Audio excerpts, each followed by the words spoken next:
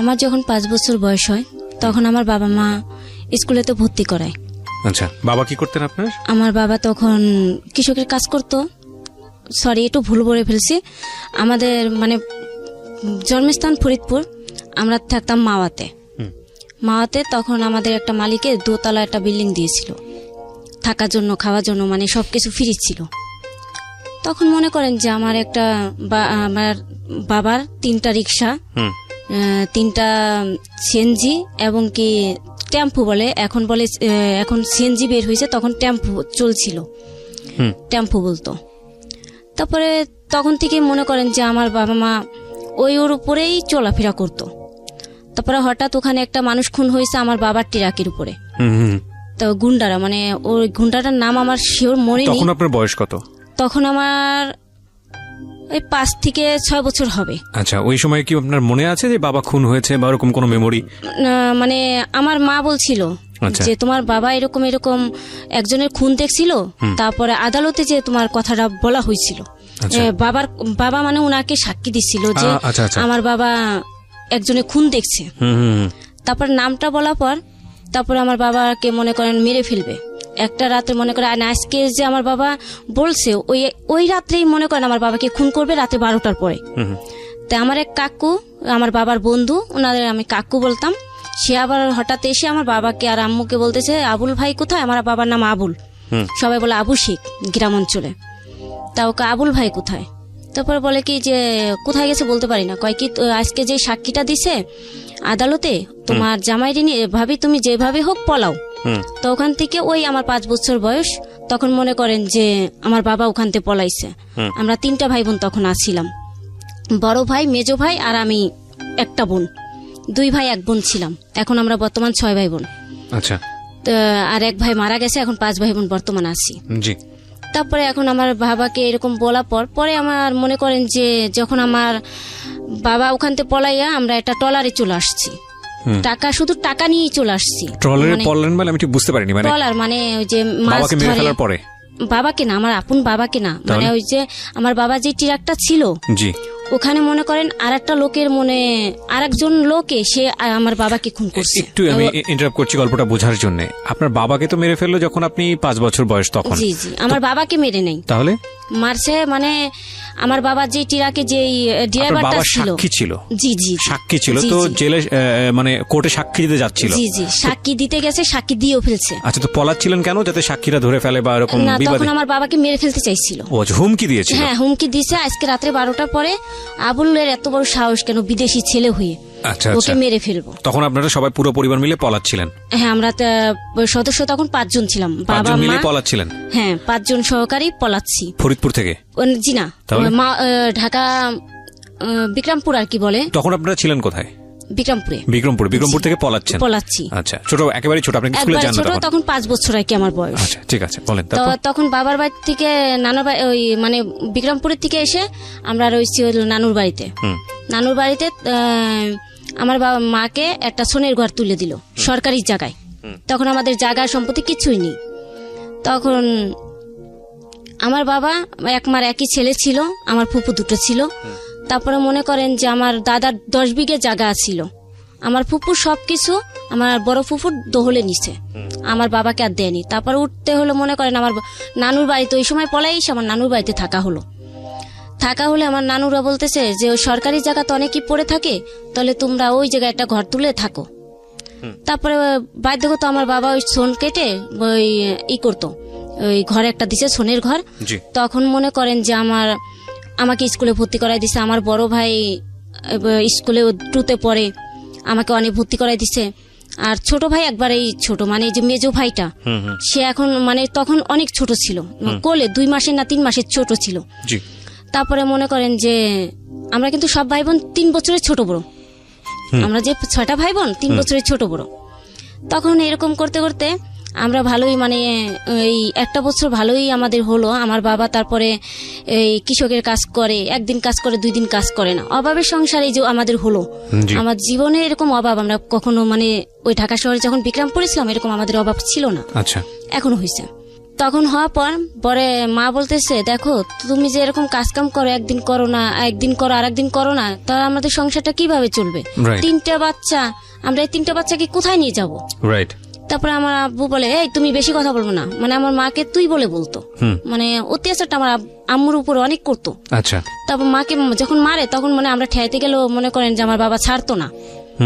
তারপরে এখন ওইগুলো দেখে মানে পরে মা বাবা এখন বলতেছে, বলে কি যে তুমি থাক, তোমার মায়ের যখন খায় মানে বিশ্রী বিশ্রী মুখ খারাপ করতো ভাইয়া, আমি মানে ওই মুখ খারাপ গুলো এখন করতে পারতেছি আচ্ছা, না প্রয়োজন নাই, কিন্তু এই জিনিসটা আসলে কি করতো? আপনার বাবা করতো আপনার মাকে? মাকে করতো। আচ্ছা। তারপরে গালাগালি করার পর পরে আপনার লেখাপড়া হচ্ছে না সেই সময়টাতে? তখন আমি অনেক পড়তেছি, ক্লাস 1 এ তখন পড়ছেন? আমার ভাই ওই যে 2তে পড়ে, তখন আমাদের সংসারটা অনেক অভাবে। তখন আমার বাবা বললো, মা বললো, কয় কি দেখ তুই তো স্কুলে পড়োস আর তোর এই ভাইটাও স্কুলে পড়ে, তাহলে এই করি আমরা নুরা টুকাই, ওই যে ধান আছে না, ধান কাটার পরে যে একটা করে ধান থাকে, বাইল থাকে, ওইগুলো আমরা টুকাই যখন মানে সারাদিন রাত 24 ঘন্টা টুকাইতে গেলেও মনে করেন আমাদের ফুরেরই না, এরকম করে মনে করেন আতপ চাল বানাই আমার মার ঘা হয়ে গেল পায়, এরকম আতপ চাল মানে ওই যে পা ঢেকি তো নাই, কোনো কিছু নাই, ওই পাউডারে ই করে যেরকম এরকম ধানগুলো পাড়াইতো, পা দিয়ে ধান পাড়িয়ে চাল বের করতো, পাড়িয়ে চাল ই করে সেদ্ধ করে ওই যে তালে, এখন মনে করেন আমরা ই কই ওই যে তালের রস কাটলে তাফাল বলি, বড় তাফাল 4 কোণ আসছে, ওই তাফাল উছাইতো লাড়কি দিয়ে উছাইতো, ওইগুলো আবার ওই যে ধান চাউল শুকাইয়ে সেদ্ধ করে যখন শুকাইতো তখন আবার ওই যে ঢেকিতে পাড়াইতো, পাড়াইয়া প্রতিদিন আমাদেরকে এইগুলো খেতে দিত। 2 বেলা খাইতাম না, 1 বেলা খাইতাম। আবার কেউ নানু বাড়িতে তো থাকি, নানুরা ভাত রান্না করতো, ওইগুলো মনে করেন ফ্যান খেতে থাকতাম, ওই ফ্যান গুলো খেয়ে থাকতাম। তা বাবার মারে বললাম, মা আমরা তো এরকম ঢাকা থাকতে এরকম কষ্ট করি না, এখন কি আমাদের কষ্ট কি বের হলো? কয় কি মা এখন কি করব, তোর বাবা দেখিস না ঠিক মতন কাজ করে না। এর ভিতরে আমার বাবা আমাদের এই অভাবের ভিতরে আমার মা 300 টাকা গুছাইলো, এই নুরা টুকাইয়া, আমরা নুরা বলি আর কি ধানকে, ওই ধান নুরা টুকাইয়া আমরা মনে করেন 300 টাকা আমার বাবা মা জমাইছে। আমার আব্বু ওইটা নিয়ে একটা মেয়েকে নিয়ে পলাই চলে গেল, ঢাকা শহরে চলে আসলে পরে মনে করেন যে ওই মেয়েটাকে আমার আব্বু গোপনে বিয়ে করছে। আচ্ছা। বিয়ে করছে কিন্তু আমার আব্বু কাউকে জানায়নি। পরে আমরা যখন স্কুলে যেতাম না তখন ওই মেয়েটা মানে বিয়ের 3 মাস পর ওই মেয়েটা আবার বাড়িতে গেছে। তারপরে সবাই বলতো কি এইটা তোর মা, স্কুলে যাইতাম সবাই বলতো আমাদের মা। তারপর মাকে এসে বলতাম, মামা আমাকে না ওই লোকটাকে বলতেছে আমাদের মা, ওনাকে আমরা কেন মা বলবো, আমরা তো খালামণি বলি ওনাকে কেন মা বলবো? গ্রামের আর কি, ওরা হচ্ছে মজুমদার বাড়ির মেয়ে, আমরা হচ্ছে হলো শরীফ গোষ্ঠীর মেয়ে। তবে এরকম বলতাম, মা বলতো কি চুপ করো, ওইগুলো তোমাদের কান দেওয়ার দরকার নেই, যে এখন যেটা যে আকাশে চাঁদ উঠলে সবাই দেখবে। মা আমাদের এই কথা বুঝাইতো। কিন্তু একদিন আমার বাবাকে খুব মারছে, ওই যে আমার দ্বিতীয় আম্মু, ওই আম্মুর ভাইরা এই ঢাকাতে অনেক মারছে। মারার পরে মনে করেন যে আমার বাবার কাছে আর ওই খালামণিকে বিরাইতে দেয়নি, আমরা কিন্তু আজও তাকে খালামণিই ডাকি, আম্মু বলিনি কখনো। তারপরে একসাথে হতে দেয়নি কখনো, এই মায়ের পিট করে তারপরে যাই আমার আব্বু ওই রাত্রে 10টা বাজে তো বাড়িতে গেছে। আচ্ছা। যায় মানে 6 মাস না 7 মাস পরে আমার বাবা বাড়িতে যায়। বাড়িতে যাওয়ার পর তখন কিন্তু আমার ওই ভাইটার ভালোই 6-7 মাস বয়স হয়ে গেছে, ছোট মেজো জনের। তারপরে এখন আমার আম্মু বলতেছে, কি ব্যাপার তুমি এত রাতে কোথায় থেকে আসছো? কয় আমাকে ধরো দেখি আমার আব্বু ঘুরে পড়ে যাচ্ছে। আমরা এমনি খাচ্ছি নুরা টুকাই, মনে করেন আমরা ধান টুকাই খাচ্ছি, এখন আমরা তো আরেকজনকে খাওয়াইতে পারতেছি না, এখন বাবা তো 1 টাকা আমাদের সংসারে দিচ্ছে না। তারপরে মনে করেন আমার মা এরকম কষ্ট ওই শাক টুকাই, ওই মানুষের মানে মরিচ এইগুলো মানে কিনা লাগে, কিন্তু শাক পাতা তো আর গ্রাম অঞ্চলে কিনা লাগে না, বর্তমানে এখনো কিনা লাগে না। তারপরে এগুলো বলার পরে মা বলে কি ঠিক আছে তুমি যখন আসছো এখন তো তুমি আমার স্বামী, তোমাকে তো আমি ফেলে দিতে পারি না। আমার আম্মু এই কথাটা বললো, তো মানে অবুঝের মতন এই কথা বলে ঘরে নিছে। আমার আম্মুকে তো ওই দিনকার রাত্রে অনেক মার, পরের দিন স্কুলে যাব, মার ব্যথা দেখা আমি আর স্কুলে যেতে পারিনি। পরে ভাইয়ারে বললাম, মারে বললাম, আম্মু আমার তো স্কুলে ফিস 5 টাকা লাগবে, আমার না স্কুলে ফিস লাগবে। কয় স্কুলে ফিস কেন তোর, এখন 5 টাকা আমি দিতে পারবো না। ভাইয়া তারপরে আমার এই কষ্ট দেখে ভাইয়া কিষান দিল, 10 টাকা না 15 টাকার কিষান দিল। ওরও মানে ফিস লাগবে, আমারও ফিস লাগবে, 2 জনের ভাই বোনে আমাদের স্কুল ফিস লাগবে। পরে আমার বাবা বলো কি এই বাবা বলে এই স্কুলে যাওয়া লাগবে না, গরিবের মেয়ে গরিবের ছেলে আবার স্কুলে পড়বে, স্কুলে পড়ে কি চিঠিপত্র লিখবি নাকি, এগুলো বলতেছে। পরে আমাদের গ্রামে আবার কিরকম লেখাপড়া একটু শিখলে পারা একে ওকে চিঠি দেয় যে, ওইটা আমাদের গ্রামে অঞ্চলে এখনো সহ্য হয় না। আচ্ছা, এই জন্যতে মনে করেন যে আমাদের বাড়িতে আব্বু আম্মু এই কথা বলার পরে এখন আমি যাই নানুরদের ঘরে কান্না করতেছি। তখন আমার নানা জীবিত, আমার নানি কিন্তু এখনো আছে বর্তমান। তো ওই নানা বলতেছে টাকা আমি দেবো, তুই স্কুলে যা। চুপ করে বলতেছে তুমি স্কুলে যাও, আমি তোমার টাকা দিচ্ছি, তুই টাকা নিয়ে যাবি কোমরে, কিন্তু কেউ জানি দেখে না, হাফ প্যান্ট ফিন্দি তো কোমরে নিয়ে যাবি। আমাকে ঠিক আছে নিয়ে যাব। স্কুলে যাচ্ছি। এখন স্কুলের থেকে কেন স্কুলে গেলাম, ওই যে আব্বুর নিষুদ, আব্বুর কথার অবাধ্য হয়েছি। আসার পর আব্বু তো অনেক মারা মারলো, আম্মুকে মারলো, আমাকে মারলো, বড় ভাইকে মারলো, মানে গোষ্ঠী ভরে মারা হয়ে গেছে। তারপরে এখন আমি বলি কি নানুর কাছে যা, আমার কালকে পরীক্ষা, আব্বু এরকম যদি মারে তাহলে তো আমরা কি করব, আমি স্কুলে যেতে হবে। পরে আব্বু আম্মু এই কথা বলার পরে মা বলে কি এই এত গরিবের মেয়ে এত লেখাপড়া লাগবে না, যখন আমার আম্মু অবাধ্য হয়ে যাচ্ছে, মানে চাচ্ছে না লেখাপড়া করা যাচ্ছে না। পরে এখন আমি বলি কি কেন লেখাপড়া করবো না, আমরা লেখাপড়া না করলে আমরা চলবো কিভাবে, আমি তো এখন অনেক ছোট, আমরা বড় হলে কিভাবে চলবো, লেখাপড়া করলেও চলা যাবে, না করলেও চলা যাবে, দেখিস না আমরা চলতেছি। তো এই কথা বলার পরে মনে করেন আমাদের গ্রামে এই মানে চেয়ারম্যানটা, তারপরে ওইরকম আমাকে ওনার বোন এসে নিয়ে গেল। নিয়ে যাওয়ার পরে মনে করেন যে আমার ঢাকায় নিয়ে, ওই বয়স তখন কিন্তু আমার 5.5 বছর থেকে 6 বছরে পড়ছে, তখন আমাকে ঢাকা নিয়ে যায়। ঢাকা নিয়ে গেছে ভাই, আমি তো মনে করেন ঘর মুছতে পারি না, কোনো কাজ কাম কিছুই করতে পারি না, তা আমি কি কাজ করব। তো উনি আমাকে বলতেছে ডাল রান্না করতে হবে, এটা করতে হবে, ওটা করতে হবে, বাসা বাড়ি মানে অনেক কাজ দেখাচ্ছে। পরে আমি বলি কি আমি কি কাজ করবো, মনে মনে ভাবতেছি কি কাজ করব, আমি আসছি ঢাকায়। তারপর ওখানে একটা ভাইয়া ছিল, উনি আমাকে ভাষা চালচলন মানে গ্রাম অঞ্চলের যে ভাষাটা ওইটা আমাকে বদলে ফেলছে। পরে এইভাবে চলা যায় না, এইভাবে তুমি বলো। এইভাবে আমি কাজকাম করে আমার 1 বছর হয়ে যায়, ওনারা আমার নাম পাল্টায় রাখলো, ময়না রাখছে নাম, যে আমাকে বিক্রি করে দেবে, ওই আমার লোকগুলো বিক্রি করে দেবে। তারপরে এখন ওনার হাজবেন্ডটা অনেক খারাপ ছিল, তারপর উনি একদিন একটা আমি ঘুমের মাতাল, উনি আসছে, আসার পর আমি বলি কি যে আমি খালামণিকে বলে দেবো, যা বল কিছুই হবে না, আমি এখানে বড় লোক। তো উনি এই কথা বলার পরে মনে করেন যে ওই খালামণিটার কাছে আমি পরের দিন সকালবেলা বলি যে আমি আপনাদের বাসায় থাকবো না। তুই থাকবি না মানে তোকে তো আমি বিক্রি করে দিয়েছি। এ কথা বলার পর তারপরের দিনকা 6 মাস হয়ে যায়, পরের দিনকে আমার আব্বু আমাকে খুঁজতে খুঁজতে ওই মিরপুরে কোথায় ছিলাম বলতে পারি না আইজো ভাইয়া, ওখানে আমাকে খুঁজতে খুঁজতে আব্বু গেছে।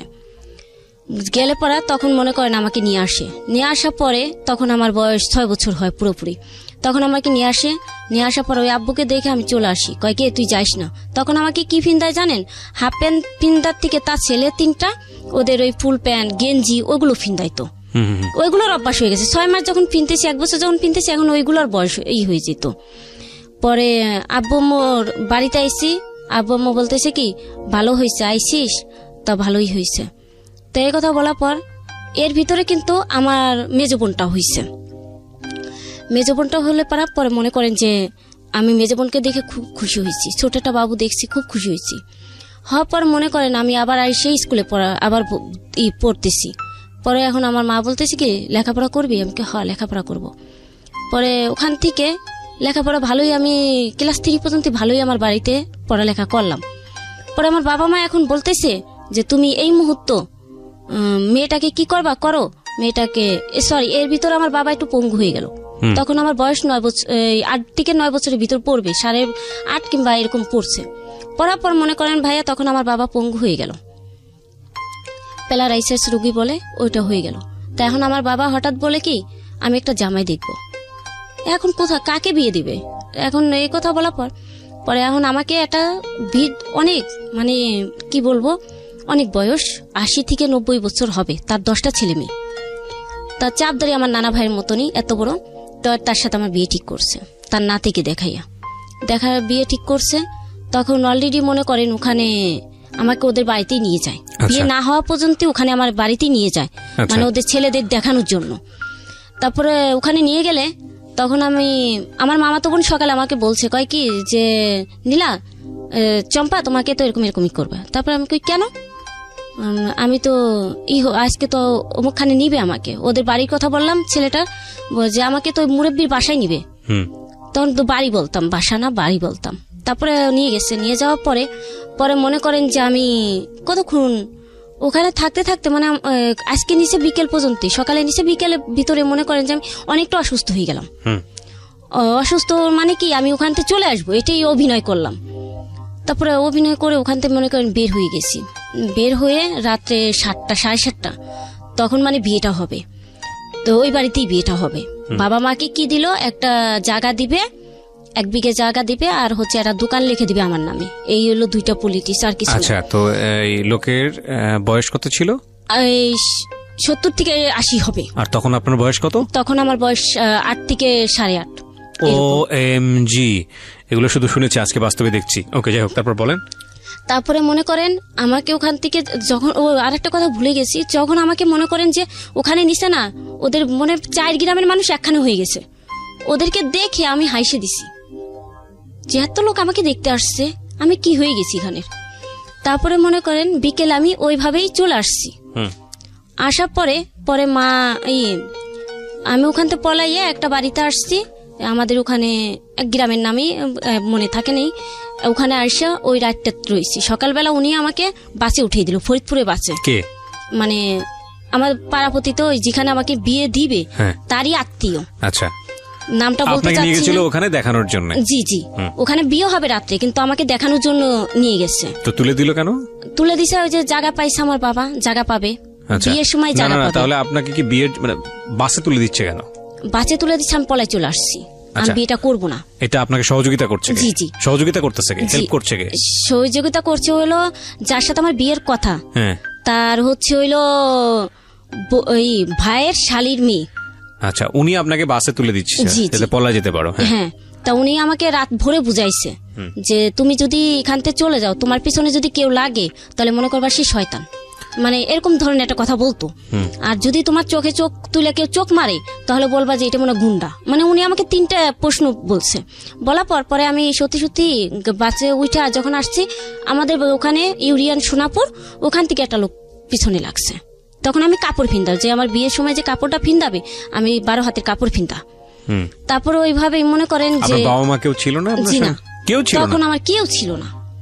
ওই বিয়ের সময় মানে বিয়েটা হবে যে, তখন আমার কেউ ছিল না। মানে ইতিমধ্যে কি আপনার বাবাকে জমি লিখে দিয়েছে? না, তখনও লিখে দেয়নি? কিছুই লিখে দেয়নি। তো ওখানে পাঠালো কি হিসেবে? মানে রাত্রে বিয়ে হবে, ওরা আসবে, বাবা মা আসবে ওখানে? জি জি। তা আমি ওই রাত্রেই পলাইছি, বিয়ের কথা শুনে ওই রাত্রেই পলাইছি। তারপরে ওই জালটা আমাকে হেল্প করছিল, মানে আমার যে যা হবে তার হেল্পে কিন্তু তার বোনের বাসায় আমি এসে থাকি রাত্রে। সকালে সেই আমাকেই করে, সেই অনেক কিছু আমার হেল্প করছে, বুঝছেন। তারপরে এখন এই কথা বলার পরে উনি আমাকে ফরিদপুরে বাচ্চা যখন ওইটা দেয়, আমার ইউরিয়ানের থেকে একটা লোক আমার পিছনে লাগে। উনি আমাকে অলরেডি বলে ফেলছে বউ। তা আমি বলি, আমি তো বিয়ে খেলি নেই, আপনি কেন আমাকে এই কথা বলছেন? তো ওনাকে এই কথা বলার পর আমি বলি, ফরিদপুর বাস স্ট্যান্ড আইসি, এখন আমার হাত ধরে উনি বলতেছে, তুমি আমার সাথে আসো। তুমি ওখানে যাচ্ছ কেন? আমাকে আপনার সাথে আমি কোথায় যাবো? আমি আপনার সাথে তো কোথাও যেতে পারি না। তো এই কথা বলার পর ওনার হাতটা ছেড়ে দিয়ে, এখন আমি মনে করেন বাস স্টেশনে এত লোক গুছাইছি যে ওকে মারবে, এখন সবাই মারছেও 2জনে। তারপরে আমি ওখান থেকে ফরিদপুরের থেকে ঢাকায় আসি। ঢাকায় এসে মনে করেন যে এই গাবতলী ইগল পরিবহন মালিক তার বাসায় আসি না, ওখানে মনে করেন আমি কানাকাটি করতেছি। আবার মিরপুরে আমার একটা আত্মীয় ছিল, তারে খুঁজতে খুঁজতে মনে করেন হাতে যে টাকাটা ছিল আমার 300 টাকা 400 টাকা ছিল, সব শেষ হয়ে গেছে, এখন আছে 60 টাকা। তখন মনে করেন আমি কান্না করতেছি, এই বাস স্ট্যান্ডে বসে অনেক কান্না করতেছি। কান্না করলে পরে এখন ওই ইগল পরিবহনের শালাটা, মেজো শালা না সেজো শালা, উনি বলতেছে, কি ব্যাপার মামনি, তুমি কান্না করতেছো কেন? আমি কই, বাবা আপনি আমাকে বাঁচান, আমি এখানে বিপদে আছি, আমি আসছিলাম আমার কাকুর কাছে, আমি তাকে পাচ্ছি না। তারপরে একথা বলার পরে বলে, ঠিক আছে তুমি চলো। ও 3 বাসা আমাকে পাঠাইছে, ছোট দেখে কেউ আমাকে বাসার কাজে রাখতেছে না। তারপরে ওখান থেকে পলাইয়া যখন আমার উনি বলতেছে 11টা বাজে, তুমি এখন এক জায়গায় থাকতে পারবা, আমি যেখানে নিয়ে যাব তুমি যদি সেখানে কিছু করতে পারো তাহলে তুমি থাকতে পারবা। মানে আপনি যেখানে যাচ্ছেন এটা নিরুদ্দেশ, কোথায় যাচ্ছেন, কি আত্মীয় স্বজন কিচ্ছু জানে না? কিছুই জানে না, মানে নিজের মতো যেদিকে চলে যায়, নিজের মতো চলে যাচ্ছি। বয়স তখন 8 বছর। 8 বছর। তখন আমার বাবা মা কেউ জানতো না আমি কোথায় আছি বর্তমান। আচ্ছা। পরে আমি ওখানে আসার পর ওই মহিলা অনেক মোটা, ওনাকে দেখে আমি এই হয়ে গেছি, তব্য ধরে গেছি। তব্য ধরে আমি বলি কি বাবা, এই মহিলা যদি আমাকে মারে তাহলে তো আমি শেষ। পরে এখন উনি বলতেছে না ছোট মেয়ে কেন রাখবো, ছোট মেয়ে কাজ করবে কি, আমার তো বউ আছে। পরে আমি পা জড়া ধরে ও আম্মু ডেকে ফেলছি। ডেকে তারপরে বলে কি ঠিক আছে, তুমি যখন আমার আম্মুকে ডাকলা, তোমাকে আর কি কাজ করাবো, আমার ছেলেটাকে স্কুলে নিবা আর আনবা, আর তোমার কাজ নেই। তো উনি আমার টাকা দিত না। আমি তো নিজের থেকে গেছি, আমার টাকার তো এখন প্রয়োজন না, আমার হচ্ছে হলো জীবন বাঁচানোর দরকার। এজন্যতেই মনে করেন আমি ওখানে আশ্রয়টা নিচ্ছি। তো ওখানে 9 মাস রয়েছি। 9 মাস থাকার পরে আমার বাবা হঠাৎ 2 মাস থাকার পরে আমার চাচুদের সাথে দেখা হয়। আচ্ছা। ওখানে একটা মনে করেন যে অনুষ্ঠান হবে, ওই অনুষ্ঠানে ওরা সাজাইতেছে বিল্ডিং সাজাতে আসলে তখন মনে করেন যে আমার ওই চাচুরে দেখে আমি আম্মুকে যা বলতেছি, আম্মু আম্মু আমার মানে যে বাসায় কাজ করতেন তার, জি জি, ওনাকে যা বলতেছে আম্মু আম্মু আমার না একটা কাকু আছে গ্রামের। কয় কি বলো, আমি কে হ্যাঁ, উনি ওই যে সাজাচ্ছে ডেকোরেশনের কাজ করতো আর কি। তারপরে এই কথা বলার পরে বলে কি ঠিক আছে তুমি বারান্দায় যা কথা বলো, আমরা ঘর দিয়ে দেখতেছি, রুমের থেকে দেখতেছে, ডাইনিং রুমের থেকে। পরে এখন আমি যা বলি পান্না কাকু ভালো আছেন, কয় হ্যাঁ তুই ভালো আছিস, আমি তোরে দিয়ে খুঁজতেছে। এই জন্য আমার বাড়ি মানুষের কথাই যে শুনি। 3 মাস পরে বলে কি যে তোর বাপ মা দেই তোরে খুঁজে। আমি কই থাক বইলো না, যে বাবা মা মানুষের হাতে তুলে দিছিল ওইরকম আমার তোলা দরকার, সে দরকার নেই, বাবা মার কাছে যাওয়ার দরকার নেই, আমি এখন বাবা মা পেয়েছি। তো ওনাকে আবার ওই আম্মুটা ওনাদেরকে দিল, বললো একক তো আসার জন্য, খাওয়ার জন্য। পরে শিওর ওই আসছে এসে চা নাস্তা খেয়ে তারপরে আমার চাচুরা গেছে। তার মনে করেন 6 মাস পরে আমি অসুস্থ হয়ে গেছি। অসুস্থ যাওয়ার পরে দেখে আমি কি বলবো যে আমার মেডিকেলে নিছে।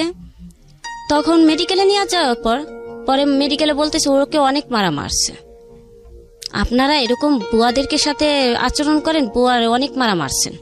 তো এগুনটা এখন ফেসে গেছে। তখন আমাকে বলতেছে তোমার সাথে গোপনীয় কি কথা বলবে দেখো। তা ওনরা তো আমাকে মারে না, আমি কেন মিথ্যা কথা বলবো। তারপরে এখন আমি গেছি, যাওয়ার পরে এখন আমি যে ওই ডাক্তাররা এখন কেস করবে ওনাদের নামে মেডিকেল থেকে। পরে আমি বলি দেখেন ওনরা তো আমাকে মারে না, ওনরা তো আমার মেয়ের হিসেবে রাখছে, আমি মায়ের কাছে আব্বু আম্মুর কাছে, ওই যে ওই বিয়েটা যে করতে চাইছিলাম না ওই জন্য তো আমাকে মারছিল। তারপরে এইটা মনে করেন যে হওয়ার পরে 1 বছর না 6 মাস থাকার পর আমার বাবা আসলো। আচ্ছা। আসার পরে দেখি কি যে বাবা আমাকে নিয়ে গেল। এখন বাবা বলে কি দেখ আমরা তো গরিব মানুষ, টাকা পয়সা তো কিছুই দিচ্ছে না, তাহলে এক কাজ কর, তোকে আমি এমন জায়গায় দিই করে টাকা পাবো।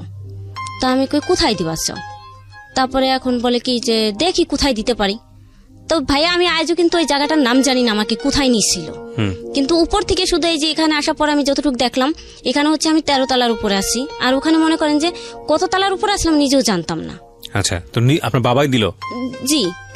তা উনি আসার সময় আবার যে লোকের হাতে তুলে দিছে উনি আবার আসার সময় আমাকে স্ত্রী বলে রাখছে, স্ত্রী বলছে। তো পরে আমি বলি কি যে আপনি তো স্ত্রী বলছেন কেন, আপনি আমার ভাইয়া হন। পরে ধরো ভাইয়া তো গ্রামে, এখন ভাইয়া না, এখন আমি যেটা বলবো সেটা। পরে আমি বলি দেখেন আপনি এই ধরনের কথা বলবেন না, আমি তো বিয়েই হয়নি, আপনার আমি স্বামী বলবো কেন। পরে মনে করেন যে আইনা ওইরকম বিল্ডিং এ কাজে দিছে, ওখান থেকে মনে করেন 1 মাস 9 থাকতে থাকতে মনে করেন আমাকে মাইরা খুন্তি পোড়াইয়া সেক দিত, কিংবা ম্যাচের কাঠি ধরাই পোড়াই দিত। এরকম করে করে মনে করেন যে 1 মাস আমি কষ্ট করেছিলাম। তা ওনার মেয়ে আবার শিল্পী ছিল, ওনারা ইন্ডিয়া যাচ্ছে প্রোগ্রাম করার জন্য, তখন আমাকে আরেক বাসায় রেখে যাবে। আচ্ছা। তখন ওই বাসায় রেখে যাবে, তার হলো চাচুর বাসায়, মেয়েটা যে মহিলা আমাকে মারতো ওই মহিলার চাচুর বাসায় রেখে গেছে। পরে আমাকে ওখান থেকে 2 দিন থাকার পরে ময়লা ফেলাই কোথায় কিভাবে কি করি সব হইলো ওখানে একটা চার দোকানদারের কাছে জিজ্ঞেস করলাম যে এখান থেকে গাবতলি কোন দিকে যায়, কয় দিক থেকে। পরে আমি বলে আমি যেদিনকে বের হবো আমাকে একটু ঠিকানা লিখে দেবেন। পরে বলে ঠিক আছে। তো ওনার ওখানের বুয়াটা আবার আমার খুব ভালো ছিল, ওই যে চাচুর বাসায় দিয়ে গেছে ওই চাচুর বুয়াটা খুব ভালো ছিল। উনি আবার বলে কি ময়লা ফেলানোর নাম নিয়ে আমার বাসায় আসবি, আইসা আমি তোর ঠিকানা লিখে দেবো, তোকে আমি পাঠিয়ে দেবো। ওখান থেকে 1 কাপড়ে, তখন আর আমি কোনো কাপড় চোপড় নিয়ে আসিনি, ওই 1 কাপড়ে মনে করেন আমার বাপের সে গাবতলি আসি পলাইয়া। তখন আমার হাতে টাকা নাই কিছু নাই, হাইটেই গাবতলি আসতেছি। জিজ্ঞেস করতেছি কি, আমি আবার জিজ্ঞেস করি কাদের, বৃদ্ধ মহিলা পুরুষদের আচ্ছা, মানে জোয়ানদের আর জিজ্ঞেস করি না, করলেই যদি কোনো একটা বিপদে জি পড়েন। জি। তারপরে তখন আমি ওই বিদ্যুতের জিজ্ঞেস করি যে অমুক জায়গায় যাবো কিভাবে। তা গাবতলি যখন আসছি তখন ওই যে ছোট্ট মামা, এই যেই মালিকের বাসায় ছিলাম, তার আবার ছোট শালার সাথে দেখা হয়। আমি কই ছোট মামা আমাকে না বাসায় নিয়ে চলেন। কয় তুই এই কোথায় ছিলে এতদিন? আমি কই বাবা না এক জায়গায় দিয়ে দিছিল। আচ্ছা আম্মুর কাছে যাও বলবো, আপনাকে বলবো না। তারপরে ওই মামাটা আবার খারাপ ছিল, এজন্য তো মামাটার কাছে আমি বলতাম না কোনো কথা।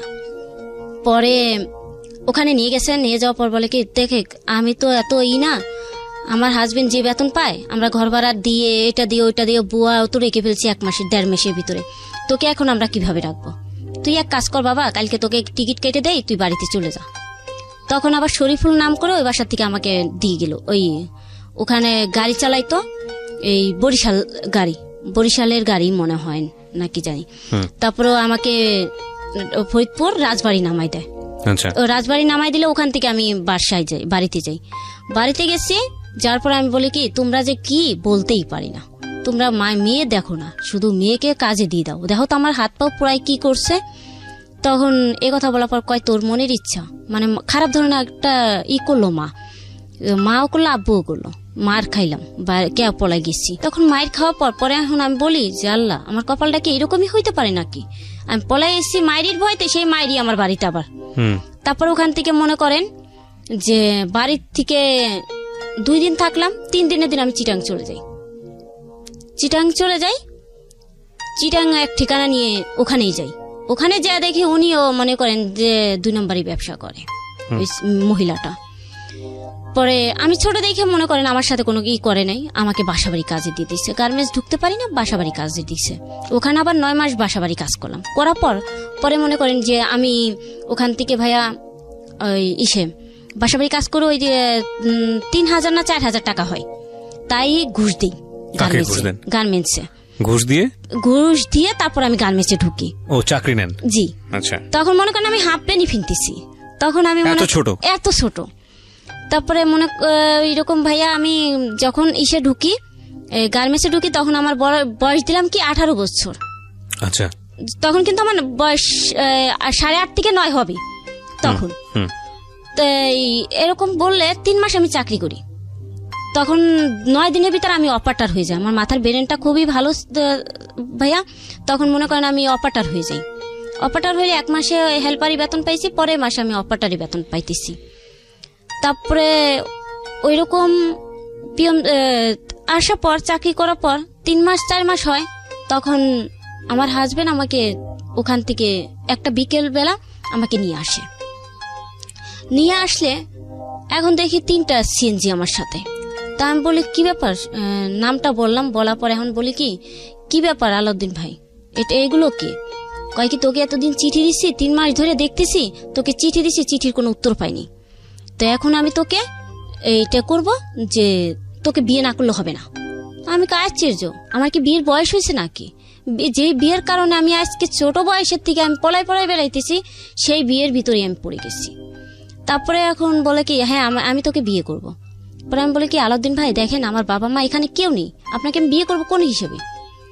তখন আমাকে বলে কি হয়তো আমাকে বিয়ে করবি, আর নইলে এই যে আমরা 11 জন ছেলেরা এক রাত থাকবি। ওহো, কি ধরনের একটা ভাষা আমাকে বলে ফেললো। সো আলাউদ্দিন আপনাকে এই কথা বললো এবং আলাউদ্দিন আপনার পাশের বাসাতেই থাকতো, পাশের রুমে থাকতো মেসে। ওকে, বলেন তারপরে এখন ওই পাশের ওখানে নিয়ে যাওয়ার পরে মনে করেন ওই চিঠি দিছিল ভাইয়া, এর ভিতরে আমি কথা বলিনি, 3টা চিঠি দিছিল। চিঠির উত্তর আমি কখনো দিইনি, চিঠির উত্তর আমি পরে ছিঁড়ে ফেলছি। তখন ছোট একটা মোবাইল কিনছি, 3 মাসের ভিতরে ছোট একটা মোবাইল কিনছি আমার বাবা মার সাথে শুধু একটু যোগাযোগ করার জন্য। তা আমার তো আর বন্ধু বান্ধব নেই যে আমি তাদের সাথে যোগাযোগ করব। তা আমার বাবা মার সাথেই শুধু এরকম যোগাযোগ করতাম। আমাদের একটা পোস্ট অফিসে যে আমার বাবা মা কথা বলতো, তাদের কিন্তু ফোন ছিল না, আমার বাবা মার ফোন ছিল না। তখন ওনার কথা কিংবা আমার কথা দেখে ওই আলাউদ্দিনের পছন্দ হয়ে গেল। তো উনি আমার চিঠি দিয়েছে, আমি উত্তরও দেইনি, কখনো আমি চিঠিটা করিনি, আমি চিঠিটা ফেলে দিতাম। তারপরে চিঠি ফেলে দিতাম, ভালো কথা। উনি পরের 3 বার যে দিছে, 4 বারের মাথায় সে আমাকে তুলে নিয়ে কাজী অফিসে যায়, যে বলে কি যে আমি তোকে বিয়ে করব। তখন আমি বলি আশ্চর্য, যে বিয়ের কারণে মানে আমি ডাইরেক্টই বলতেছি, যে বিয়ের কারণে আমি পলাচ্ছি সেই বিয়েটা আমি এখন করব কেন? আমার বিয়ের বয়স হয়নি এখন। তা বলে কি, বিয়ে করবি না না করবি সেটা আমি জানি না, কিন্তু তুই বিয়ে করতে হবে। আর যদি বিয়ে না করিস তাহলে এই 11 জন, আমরা যে 11 জন বন্ধুরা আছি সবার সাথে তোর এক রাত থাকতে হবে। তখন আমি বলি আশ্চর্য, 11 জনের সাথে আমি কিভাবে এক রাত থাকবো? কি এটা কেমন ধরনের কথা? আপনি ছোট লোকের মতন কথা বলতেছেন কেন?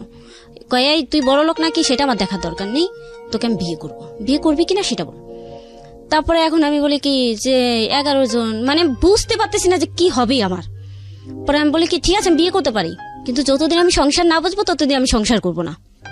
এটা আমি আবার বললাম। ঠিক আছে, মেনে নিল। তো বিয়ে করার সময় তখন বিয়েটা হয়। বিয়েটা হওয়ার পর পরে মনে করেন আমার ম্যাচে আমি থাকতেছি, ওর ম্যাচে ও থাকতেছে, কেউ সাথে মানে কেউরই যোগাযোগ নেই। ওই দেখা হলো আলাউদ্দিন ভাই আমার সাথে নীলাপা, এই দুইটাই। পরে মনে করেন যে আমি ওরকম ওখান থেকে পরের দিন আমি ওই খালামণিকে বলতেছি, খালামণি আমি বাড়িতে যাবো, আমার আম্মু অসুস্থ। মিথ্যা কথা বলতেছি, ওই বিয়ে যেদিনকে হয়েছে তার পরের দিনকে সকালে বলতেছি। পরে আমি বলতেছি আমি বাড়িতে যাব। বাড়িতে যেয়ে বাড়িতে চলে আসছে ওই বিয়ের পরের দিনকে।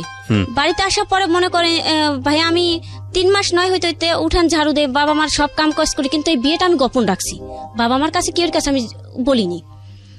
তারপরে কাউকে বলার মানে আমি কখনো মনে করিনি যে এই লোকটা আর আসবে আমার বাড়িতে। তারপরে বিয়েটা ওই বাড়িতে যা যখন 3 মাস হয়, 3 মাসের সময় এমন টাইমে আমি উঠান ঝাড়ু দিতেছি সকালবেলা, ওই সময় আমার হাজবেন্ড আমার চোখের সামনে। 3 মাস পরে আমার হাজবেন্ড আসছে বাড়িতে। বাড়িতে আসার পরে পরে এখন মনে করেন যে আমার মা বাবা সবাই বলতেছে কি ব্যাপার, আমাদের বাড়িতে কোনো পুরুষ মানুষ আসেনি, আজকে কেন পুরুষ মানুষ আসতেছে? মেয়ে আসছে 3 মাস, এখন উনি কাবিন নামাটা দেখাইয়া সবাইকে পাগল বানাই ফেলছে। যত তো আমার বাবা মা ছোটবেলা থেকে চাচ্ছিল আমার বিয়েটা দেওয়ার জন্য। এখন তো বিয়ে হয়েই গেছে। এখন মনে করেন যে আমি কিভাবে এখন বাবা মাকে বলতেও পারতেছিলাম না এই 3 মাস। এখন হঠাৎ চলে আসছে, এখন তো শরীর মনে করেন যেই কাপাটা বিয়ের সময় করছিল এখন ওই 3 মাস পরে আবার শুরু হয়েছে। তারপরে বাবা মা এখন আমার মেজো মামার যখন ওই মানে বিয়ের যেই ডকুমেন্ট গুলো ওইগুলো আমার মামার হাতে দিল। মামার হাতে দেওয়ার পর মামা বলতেছে কি ব্যাপার, তুমি বিয়ে করছো আমাদেরকে জানাও না কেন? মানে তুমি বলতেছে না, তুই করি ভাষাটা বলতেছে আপনাকে বলছে। জি ওকে। তখন আমি বলি কি ব্যাপার, মামারাও দেখে আমার উপর রাগ হয়ে গেছে। আমি তো এগুলো বলতেই পারছিলাম না কখনো ভয়তে। করার পর পরে আমি বাবা মাকে আর কিছু বলতে পারলাম না, সব শেষ। পরে এখন আমি বলি কি যে দেখেন আপনি আসছেন ঠিক আছে, আমি আপনাকে এখনো স্বামী বলে মানিনি, আপনি এখনো অনেক দূরে, আপনি অনেক দূরে থাকবেন। মানে জোর করে বিয়ে করেছেন? হ্যাঁ, জোর করে বিয়ে করছেন। আপনি যদি এখন মামাদেরকে বলি না, মামারা খুব মারপিট করবে আপনাকে। তারপরে আমার মামা বলতেছে কি হয়েছে, তোরা আবার ঝগড়া করতেছিস কেন? আমি কই মামা আমি অন্য কেউ সাথে ঘুমাবো। তখন মনে করেন এই যে 9 বছর 2 মাস চলতেছে বর্তমান, তখনই এই কথাটা বলতেছে। পরে আমি বলি কি মামা আমি একটা কথা বলি, আমি যে আপনি তো শিক্ষিত, মানে মামাকে আমি এখন গুরুত্ব দিতেছি, মামাকে আর মেজো মামিকে হইলো আমি সবকিছু বলতে পারি, মেজো মামিকে বেশি বলতে পারি। তা মেজো মামির কাছে সব কথা বললাম, বিয়েটা কেমন কি হয়েছে, কিরকম কি গেছে, সবকিছু অলরেডি সবকিছু বললাম। বলার পর পরে বলে কি ঠিক আছে তোর মামাকে আমি বলতেছি। পরে বলে কি আমাদের মেয়ে যতদিন না বুঝবে এতদিন তুমি ওর সাইডে দাঁড়াবা না, বিয়ে করছে বিয়ে করছে, মেয়ে কি বিয়ের বয়স হয়েছে নাকি? তখন আমার মামি এরকম ধমক দিছে। আসতে অনেক আমার হাজবেন্ড বলে ঠিক আছে আপনারা যা বলবেন তাই। তারপরে 3 বছর 12 বছর পূর্ণ হলো, এর ভিতরে আমার সাথে আমার হাজবেন্ডের সাথে কোনো কিছুই দেখা শোনা কিছুই নেই, আমাকে কোনো খাওয়ার খরচও দেয় না, কোনো কিছুই না। 3 বছর আমরা আলাদা, বাবার বাড়িতে আমি থাকি কিংবা আমি চাকরি করি এরকম মেসে থাকি, অন্য মেসে, কিন্তু ওর সাথে আমি থাকি না। 3 বছরেই আমি আলাদা আলাদা। 12 বছর যখন পূর্ণ হবে ভাইয়া, তখন মনে করেন যে আমাকে উনি বলতেছে কয় কি এখনো কি তুমি বুঝবা না সংসার কি জিনিস? তখন আমি বলি কি করব, সংসার বুঝতে তো হবে কিনা পরে বোঝা যাবে, আপনার সাথে আমি সংসার করব না। কয় এই তোর বাবা মা কিন্তু বলেছে যে তুই আমার সাথেই সংসার করবি। পরে আমি কই আমার বাবা মা তো 7 বছর বয়সী থেকে আমাকে বিয়ে দিতে চাইছে, ওরা তো আমি কি মরে গেলে তাদের ভালো। তখন আমার ভাইয়া আবার ছিল, বড় ভাইয়া বলতেছে আমার বোন ওর কাছে যাবে না, ওর বয়স কত, আমার বোনের বয়স কত, ওর বয়স ভাইয়া তখন ছিল হলো 45 বছর, আর আমার বয়স ছিল তখন 9 বছর যখন বিয়েটা হয়। তা 3 বছর তার হচ্ছে তো 3 বছর পরে যদি সংসারটা করতে যাই তখন তার হচ্ছে হলো 38 বছর, আমার হচ্ছে হলো 12 বছর। তখন বিয়েটা মানে আমি মেনে নিতে পারছি না কোনো মতে। পরে চাকরি করে ওই 3 বছর যে আলাদা ছিলাম ভাইয়া, আমি অনেক টাকার মালিক হয়ে গেছিলাম। কিরকম মনে করেন, আমি চাকরি করি, আমি যে টাকা আমি ম্যাচে খাই সেই টাকা ম্যাচে দিই, আর যে টাকা থাকে সেই টাকা আমি ব্যাংকে রেখে দিই। ব্যাংকে রেখে দিলে পরে আমার অনেক অসুস্থ হয়ে যায়, হয়ে যায়, সরি, এর ভিতরে। তারপরে সংসারের ভিতরে গেছি, যাওয়ার পরে ওই টাকা ভেঙে ভেঙে আমার যে টাকাগুলো জমাইছিলাম 3 লাখ টাকা, ওইগুলো মনে করেন যে আমার প্রতি মাসে যাইতেছে, আমি কাজ করতে পারতেছি না। পরে এখন কাজ যত না করতে পারি আমার মারধর করে, এমন ভাবে অত্যাচার করে, মানে কাউকে বলার কায়দা নেই।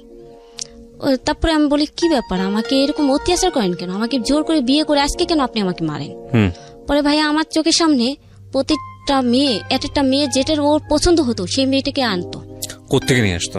নিয়ে আসতো কোথায় থেকে, মানে পরিচিত বাড়িতে নিয়ে আসতো, বাসায় নিয়ে আসতো। জি, পরিচিত হোক অপরিচিত হোক সবাই মানে আমার বাসায় প্রতিদিন। তারপরে আমি বলি, কি ব্যাপার, এই মেয়েদের কেন একদিন থাকে আবার চলে যায়, আবার দেখি না, ওরা থাকে কোথায়? পরে আমার একটা পাশের ঘরে আন্টি খালামণি ডাকি, ওই চিটাং এই ভাষা উদ্ধারে, উনি বলতেছে, বলে কি রে মাইয়া, আলাউদ্দিন খত্তুন মাইয়া আনে, মানে চিটাঙ্গে ভাষা বলতেছে, খত্তুন মাইয়া আনে, তুই কিছু নহস? আমি কি খালামণি আমি কি হই দে, এই ধরনের ভাষা বলার পরে বলে কি, ঠিক আছে তুই আজকে দেখবি। আমি তো ঘুমাই থাকি, আমাকে নিশা খাওয়ায় ঘুমাই রাখে, ওদের যে মেয়েদের সাথে করে আমার ঘুমের ওষুধ খাওয়ায় আমার ঘুম রাখে। আচ্ছা। পরে ওই খালামণি যেদিনকে বললো ওই দিনকে কি করলাম, আমি ওই দুধটা খেলাম না, দুধটা খাইনি। তখন আমার বাচ্চাটা এই যে 12 বছরের সময় আমার এই বাচ্চাটা প্রেগনেন্টে, ওই মাসেই, যে মাসে এইগুলো আমি ধরা খাবে ওই মাসেই। তখন আমার হাজবেন্ড ওই মেয়েদের সাথে ওইগুলো করার পরে আমি দেখে ফেলাইয়া কান্নাকাটি করি, অনেক কান্নাকাটি করার পরে এখন বমি করি, মানে এটা প্রেগনেন্ট হলে কি করে মহিলা তো অবশ্যই আপনারা জানেন। তাই ওইভাবে আমি করতেছি। 1 মাস নয় হতে হতে রোজার মাসটা কোন রকম ওখানে রইলাম, পরের মাস আমার বাবা মার বাড়িতে ফেলাই রেখে গেল। যখন চাকরি করতে পারি না বাবার মার বাড়িতে রেখে যায়। তারপর বাবা মা যেভাবেই হোক মাইয়াকে তো আর না খাওয়াই রাখতে পারে না, আমার বাবা মাও খুব খুশি। এর ভিতর আমাকে ওষুধ এনে দেয়, আমি ওষুধটা খাই না, আমার বাবা মার কথা ধরে আমি ওষুধটা খাই না। তখন বাবা মার কথা ধরে ওষুধটা খাই না, তখন মনে করেন যে আমি বাবার বাড়িতে আমার চলে আসতে হলো। ওই বাচ্চা 1 মাসে যখন প্রেগনেন্ট তখন আমার বাবার বাড়িতে চলে আসা হলো। চলে আসছি, এখন আমার বাবা মাই তো গরিব, আমাকে কিভাবে খাওয়াবে এটা আমি চিন্তা করলাম। পরে আমি ওই বাড়িতে আরেক বাড়িতে একটা কাজ নিলাম, বাসা বাড়ির কাজ। তা কাজ নিলে পারা ওখানে এই 600 টাকা দিবে মাসে। 600 টাকা দিলেও মনে করেন ভাইয়া ওই সময় আমার কিন্তু ওই 600 টাকায় অনেক লাভ। ওটা কি মানে আপনার বাচ্চা পেটে নিয়ে আপনি কাজ করবেন? জি, ওই বাচ্চা নিয়েই আমি কাজ করতেছি। পরে 600 টাকা প্রতি মাসে দেয়। 3 মাস যাওয়ার পরে না ভাইয়া আমি কাজ করতে পারি না। তখন আমার মা দেখতেছে যে আমি অনেক কষ্ট করতেছি, মা বলতেছে, এই তুই কোনো কাজ করা লাগবে না, আমি মরে যাইনি এখনো। পরে আমি বলি, কি মা তুমি তো আমাকে মারো, আমি যে এখন প্রেগনেন্ট তুমি তো এখনই আমারে মারো, আমি যদি কাজ না করি, তোমার সংসারে কাজ না করি, তখন তুমি আমাকে তো মারবা। কয় দেখ মারি ধরি সেটা আমাদের ঘরে ব্যক্তিগত ব্যাপার, এটা বাহিরে জানি যায় না। তো মা মারতো, আব্বু মারতো, মানে যখন মারা শুরু করতো তখন কেউ আমাকে থামতো না। পরে নানার বাড়িতে, নানার কাছে সবকিছু বললাম। নানা কয় কি, নানুরে আমি চলে যাব দুনিয়া ছেড়ে, কিন্তু যখন আমার ছেলের 9 মাস প্রেগনেন্ট তখন আমার নানা মারা যায়। তাকে আমার নানা মারা যাওয়ার সময়, যেদিনকে মারা যাবে তার 2 দিন আগে আমাকে ডেকে নিয়ে বললো কি, মারে নানুরে তোমাকে একটা কথা বলে যাই, তোমার অনেক সুখ হবে, কিন্তু এখন তুমি সুখ করতে পারবা না, কখন সুখ হবে তুমি নিজে কল্পনা করবা তখন। পরে আমি বলি কি, না ধরো আমি কখনো মনে শান্তি পাবো না, আর যখন শান্তি পাবো তখন মাটির তলে চলে যাব। নানার সাথে আবার দুষ্টামি এইভাবে করতাম। করার পর আমার ছেলে হয়েছে। ছেলে হওয়ার পর মনে করেন 6 মাস পর আমার হাজবেন্ড কি করলো, ওই যে আমি যে বাবার বাড়িতে 1 বছর, এর ভিতর কিন্তু আমার খোঁজ খবর নেয়নি, একটা দিন ফোনও দেয়নি। তখন আমার বাবা মার বাড়িতে 6 মাস ছেলের বয়স যেদিনকে হয়েছে সেদিনকেই জানাইছে যে আলাউদ্দিন তোমার ছেলে হয়েছে। কয়টা কি খেলার পুতুল নাকি? ছেলে হয়েছে, কালকে শুনলাম মেয়ে হয়েছে, আজকে শুনি ছেলে হয়েছে। একটা মায়ের কয়টা সন্তান হয়? তা মানে এর আগের দিন আমার বোনেরা শয়তানি করছে, 2টা বোন যে ওরা দুষ্টামি করছে। তারপর করার পরে বলে কি থাক থাক আর বলা লাগবে না, তোমরা হলো বাচ্চা নিয়ে মস্কারি করতেছ। মানে চামারে মানে কি বলবো, অসভ্যর মতন ভাষা ছিল। তারপরে বাবা মার কাছে অনেক কথা বললো। 6 মাস যখন ছেলের বয়স তখন মনে করেন 100টা টাকা দিল। সরি 7 দিন বয়স আচ্ছা আমার ছেলের, তখন 100 টাকা দেয়। দিয়ে বলে কি যে হাউস ঘরের যত খরচ আছে ওই 100 টাকাতে করে ফেলবেন। আম্মু বলে ও মা 100 টাকাতে কি হবে, এত মুরগি কিনতে গেলে 100 টাকা হবে না, এখনই টাকাগুলো ফেরত দাও। 2009 সালে কথা বলতেছি ভাইয়া। তারপরে এখন আমি বলি কি টাকাটা দিছে কয়জনের নামে? টাকাটা দিছে 4 জনের নামে, যেহেতু আমার আব্বু আম্মু আমি আর একটা খালাতো ভাই ওর নামে। এখন 4 জনের নামে 100 টাকা পাঠাইছে, যদি 500 হতো তাও একটা কথা ছিল। আমাকে মা টাকাটা ভাঙার কাম নেই, ভিক্ষা করলে চাউল করব, খুদ করব না, তুমি টাকাটা রিটার্ন দিয়ে দাও। পরে বলে কি ঠিক আছে দিচ্ছি। তখন এই বাবা মা আর কোনো কথা আমাকে জিজ্ঞেস করলো না। বাবার থেকে মনে করেন ওদিনকে 1000 টাকা খরচ করাইছি। হাউস ঘরে তো মনে করেন না এটা আত্মীয় স্বজন। এখন আমার 3টা মামাকে বলতে হয়, আমার একটা আন্টি ফুপু মানে খালামণি আর 2টা ফুপু, ওদের তো বলতেই হবে। আত্মীয় কাউকে না বললো তো আত্মীয় স্বজনকে বলতে হবে। তা তাদেরকে বলে খাওয়াই দাওয়াই এই করছে মিলার ঠেলার দিয়ে। পরে মনে করেন যে ছেলে যখন 6 মাস বয়স তখন আমার হাজবেন্ড আসে। এর ভিতরে কিন্তু আমার হাজবেন্ড আসার তার টাইমই হয় না। তারপরে এখন আমার আম্মু ওই ছেলেকে ধরতে দেবে না, পাটের দিন পাট নিচ্ছে আমার আম্মু, ওই যে ভিজায় যে পাট চিগড়ায় ওই সময় তখন আমার মা পাট চিগড়াইতেছে। ছেলের বয়স এই 6 মাস বয়স, তখন ছেলেকে নিয়ে পাটের ভিতর দিয়ে মা যে কোথায় গেছে আমার ছেলেকে নিয়ে বলতেই পারি না। আমার কোলে দিছে আমার মামাতো ভাই আমার কোলে দিছে যে দেখি ছেলে বোঝেনি কি যে কোন ছেলে কার। ওকে। তারপরে এখন এই কথা বলার পরে ভালোই এরকম হলো। এখন যার সন্তান সেই বুঝে নিচ্ছে যে এটা আমার সন্তান। পরে আমার খালা ওই যে খালার ছেলের নামে যে টাকা পাঠাইলো ওই খালা বলতেছে দেখ তোর মা তোর শাশুড়ি দেখ তোর ছেলেকে নিয়ে পলাচ্ছে। তো এই কথা বলার পরে বলে কি আরে আমার রক্তের টান তো এমনি চলে আসবে, আমার ছেলে হলে চলে আসবে। পরে মার কাছ থেকে আমার নানু যে নিয়ে আসলো, নানু আইনে বলে কি আলাউদ্দিন দেখ তো তোর সন্তান কোনটা? কই যে আপনার কোলে যেটা ওইটাই আমার সন্তান। তো ছেলেটাকে কোলে নিল। কোলে নেওয়ার পরে এখন আমার জন্য একটা শাড়ি আনছে, আমার আম্মুর জন্য একটা শাড়ি আনছে, ধরনীর জন্য শাড়ি আনছে, এগুলো আইনা এখন যে শাড়িটা আমার জন্য আনছে আর একটা মেয়ে সে আমার গ্রামে পছন্দ করে ফেলছে। সিক্রেটস হচ্ছে নিজের জীবনের ভুলগুলো অপরাধগুলো কনফেস করবার অনুষ্ঠান, যেটা শুনে ভুল কিংবা অপরাধের পরিণতি জেনে আরেকজন মানুষকে সচেতন করবার অনুষ্ঠান। সো আপনি যদি মনে করেন আপনার এই জায়গাটি থেকে কিছু বলার আছে এবং আপনি অনুষ্ঠানে আসতে চান নিজের জীবনের ভুল কিংবা অপরাধ নিয়ে মানুষকে সচেতন করবার জন্য, প্লিজ আমাদের সঙ্গে যোগাযোগ করতে পারেন। আমাদের ফোন নাম্বারটি হচ্ছে 09611904904। আমি আবারও বলছি 09611904904।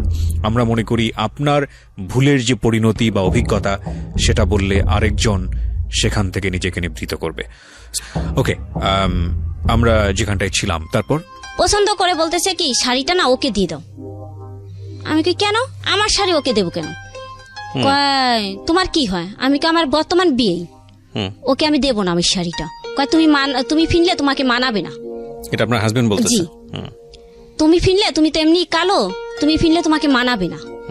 এই কথা বলার পর আমি বললাম কি যে ঠিক আছে তাহলে আসমাকে দিই, আমার বোনের নাম মেজো বোনের কথা বলতেছি, তাহলে আসমা তো সুন্দর, আসমাকে দিই। পরে বলে কি আসমাকে তো আমি নিয়ে যাব, মানে বাচ্চা হয়েছে বাচ্চাকে সহকার নিয়ে যাবে আর কি। তা বাচ্চাকে সহকার পরের দিনকে বলে কি আব্বু আমি বাড়ি চিরাং চলে যাব।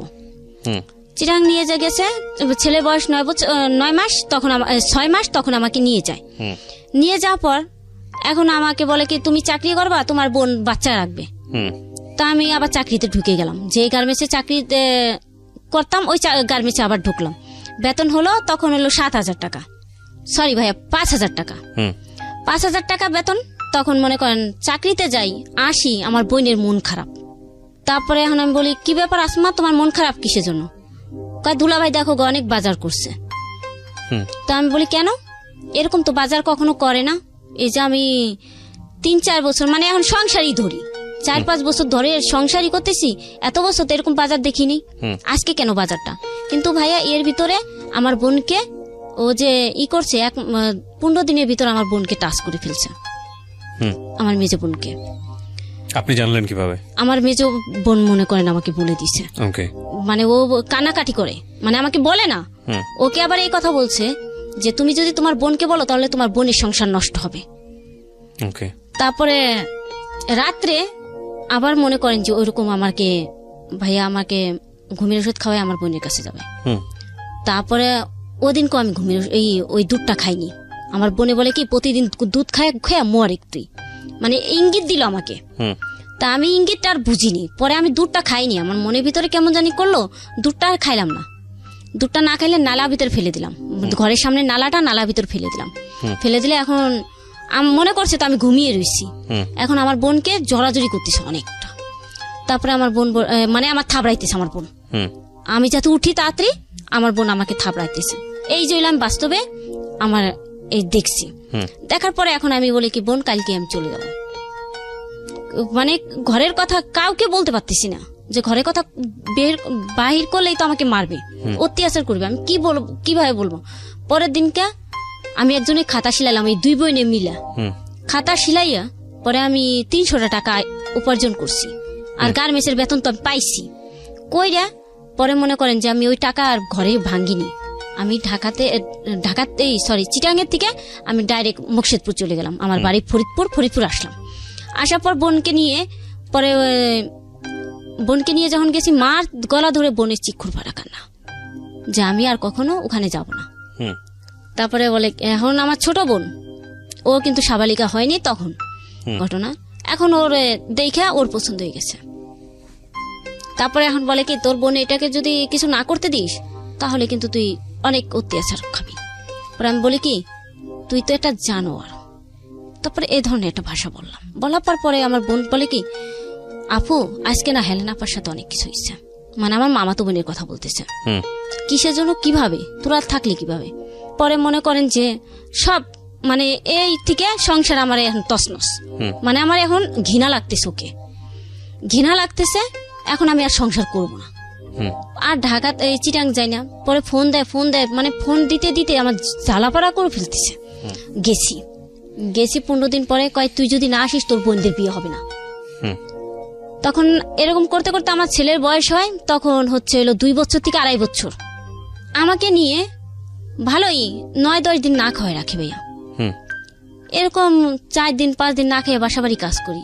ছেলেকে নিয়ে মনে করেন একটা গার্মেন্টসে ঢুকলাম, পিছনে বাইন দাউন না দিয়ে তাই কাজ করতেছি, পিছনে যে বেঁধে আমি মানে বদিদের মতন কাজ করতেছি। তারপরে এখন আমি বলতেছি এই ছেলেটাকে নিয়ে আমি যে এত কষ্ট করতেছি, ছেলে কি বড় হইলে বুঝবে। তারপরে মনে করেন 9 দিন না খাওয়া, তখন আমি 10 দিনের দিন আমি বাপের বাড়ি আবার পলাই চলে আসি। ওখান থেকে ওখানে 1 মাসের ভাইয়া বেতন পাই না, বাপের বাড়িতে পলাই চলে আসি। আসার পরে আবার কতদিন পরে আবার আমাকে ফোন করে নেয়, সোনামণি মানে কি একটা আদরের কথা বলে চলে গেছি আবার বাবা মা রেখে। যাওয়ার পরে এখন বাবা মা বলতেছে কোনোদিনও তুই আলাউদ্দিনকে ছাড়তে পারবি না, আলাউদ্দিনও তোকে ছাড়তে পারবে না। আচ্ছা, তখন আমি বলি কি যে মা এখন কি করব, কথা তোর কপাল তুই পোড়াবে, আমাদের কি হবে। তখন মনে করেন যে বাবা মার কথাও শুনলাম না, ওদের কথাও শুনলাম না। এই যে যাইয়া যখন আমি গেছি তখন মনে করেন যে তার 5 দিন পরে আমাকে এই অবস্থা করে, পেট্রোল দিয়ে নতুন ঘর তুলতেছে, দেওয়ালের ভিতরে আমাকে হাত পাও বেঁধে তারপর আমাকে আগুনটা ধরিয়ে দেয় ভাইয়া। আগুনটা যখন ধরিয়ে দেয় তখন মনে করেন যে আমার হাজবেন্ড মাংস রান্না করতেছে, 3 দিন আমাকে না খাওয়াই রাখছে। আমাকে ঘরেতে বললো কি মাংস রান্না করতেছি, মাংসটা একটু দেখে আয়। তারপরে কি হাসি খুশি।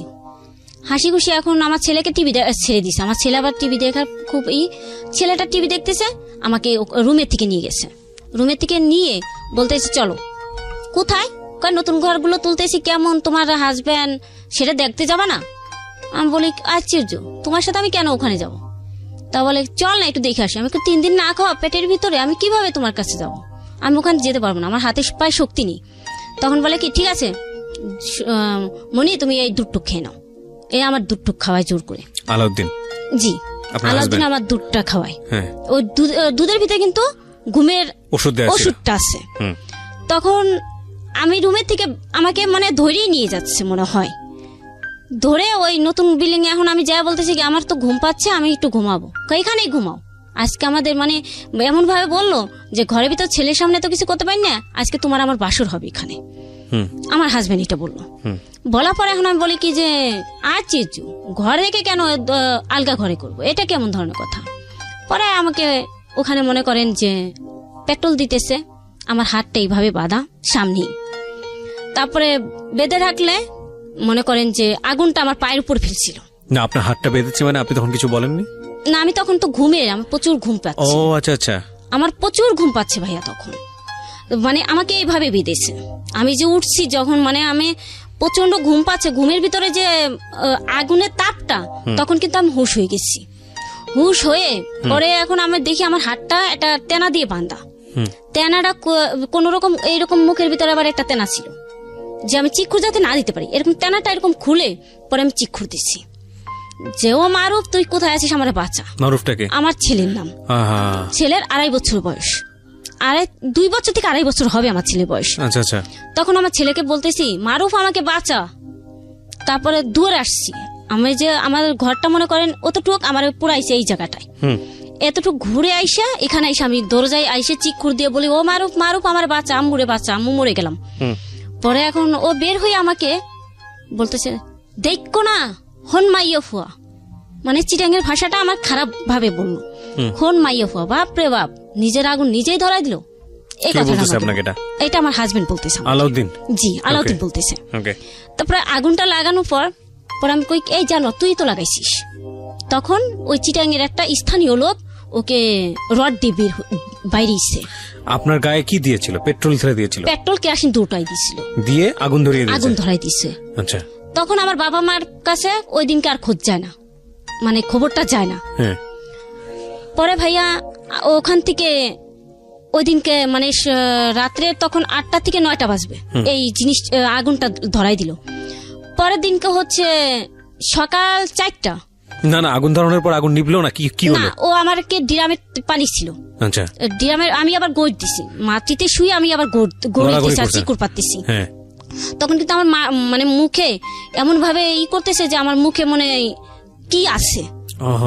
তখন মানে আমি মুখটা শুধু এরকম এরকম করতেছি, মানে আমার হাতে পেট্রোল আরো বেশি ছিল। তার এই যে আমার পোড়ার দাগগুলো, এই যে আপনার হাতের একটা জায়গা দেখাচ্ছিলেন, কোনটা একটু দেখান তো, আমাদের ভিডিওতে একটু দেখাতে চাই। এই দেখেন আমার হাতটা প্রচুর, এই যে আবার আমার বাম হাতে মানে পুরোটা তো হাতটা উঠাতে পারছি না, এই যে আমি গলাটা। ডান হাত না, ডান হাতটা একটু দেখান তো, ডান হাতটা যেটা দেখাইলেন একটু ভালো করে দেখান। এই যে ডান হাতটা দেখেন আপনারা ভিডিওতে, এটা তো আপনারা শুধু দেখতে পাবেন, আর অন্যান্য জায়গা তো দেখানো সম্ভব না। কোথা থেকে কোন পর্যন্ত পুড়েছে? একদম আমার এই গিরের থেকে আমার পুরো শরীর পুরা, মাথার চুলও পুড়ে গেছে, আমার কানও পুরো আছে। তারপরে এভাবে করার পর পরে মনে করেন যে আমার বাসায় আমার বাবা মা বাবাকে ফোন দিয়ে বলা হলো যে আমার নিজের শরীরে নিজে আগুন ধরাই দিছি। তখন আমি বললাম বাবা মার কাছে তো আমি কথা বলতে পারি না। তখন আমাকে ওই রাতটা আমার চিটাং রাখলো, চিটাঙে রাখলে আমাকে ওই দিনকে গোসল করাইলো। তারপরে মনে করেন যে এতদিন আমার হাজবেন্ড কিন্তু আমার জন্য পাগল না কোনো কিছুর জন্য, এখন আমার হাজবেন্ড মানে আমার দিকে অনেক পাগল হয়ে গেছে ওই দিনকে রাত্রে। তারপরে মনে করেন যে ওই অবস্থার ভিতরে আমাদের শারীরিক সমস্যা অনেক কিছু হয়ে যায়। মানে এই যে আমার হাজবেন্ডের, এই যে আমার বাস্তবে আমার হাজবেন্ডের সাথে যে আমার যা হয়, এই যে আমি দেখলাম এর ভিতরে যে আমার এতদিন এই যে তার সাথে আমার 5টা বছর সংসার হয়েছে, কোন সমাজনীতি সে আমাকে এরকম করে নাই। তারপরে মনে করেন যে আপনাকে নিয়ে গেল কোথায়? আপনাকে ট্রিটমেন্টের জন্য নিল কোথায়? আমাকে এই সে নোয়াখালীতে নিল, নোয়াখালীতে সদর হাসপাতাল।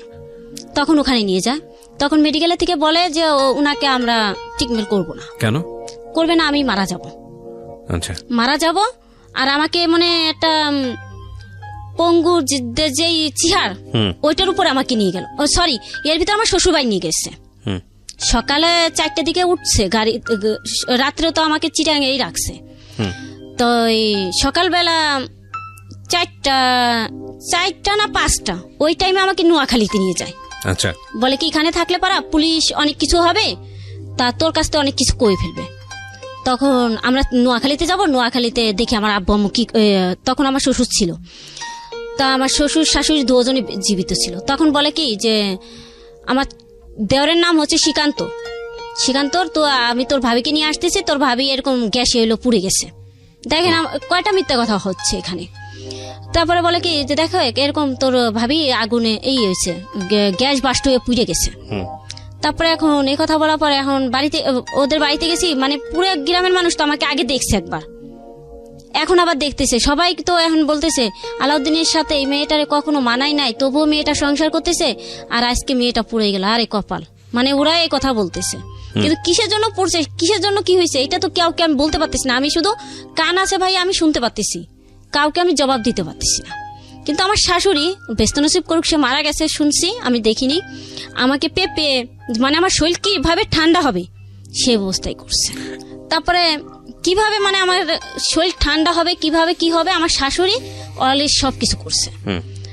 তারপরে মেডিকেলে নিতে আমাকে পরের দিন, ওই দিনকা বিকেল 4টা-5টা বাজে, এর ভিতরে মনে করেন ডাক্তার আনছে 2টা, আমার দেওরেই কিন্তু সবকিছু করতেছে।